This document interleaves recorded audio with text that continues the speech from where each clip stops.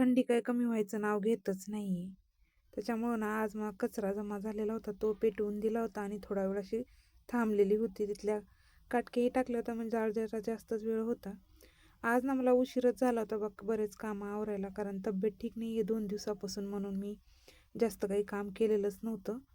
तर लेकरं यायच्या टायमाचा टाईम झालाच होता म्हणून म्हणलं चला गरम गरम असं खिचडी बनवू, कारण लेकरं आल्यावर पण खातील आणि थंडीचं पण गरम गरम खायला छान वाटते.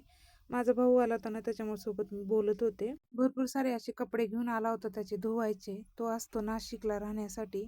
तर ना जॉब करायचा आणि बाहेर राहायचं म्हणलं ना की मुलांना ह्या सगळ्या गोष्टी स्वतः करता येत नाहीत. त्याच्यामुळे तो आठवड्याला 2 आठवड्याला माझ्याकडे येत असतो आणि येताना असे भरपूर सारे कपडे घेऊन येतो धुवण्यासाठी. बाहेरचा मेसचा डब्बा खाऊन ना त्याला खूप कंटाळा आला होता. त्याच्यामुळे दीदी तू काहीतरी असं टेस्टी बनव म्हणलं, पण त्याला माझ्या हातची ना खिचडी आवडते. म्हणून इथं मी खिचडी बनवली. त्याने जेवण केल्यानंतर मी कपडे धुतले होते. तुम्हाला हा ना ब्लॉग कसा वाटला मला नक्की कमेंटमध्ये सांगा आणि नवीन असाल तर चॅनलला फॉलो करायला विसरू नका. भेटूया लवकर अशाच एका ब्लॉगमध्ये. तोपर्यंत सर्वांना बाय.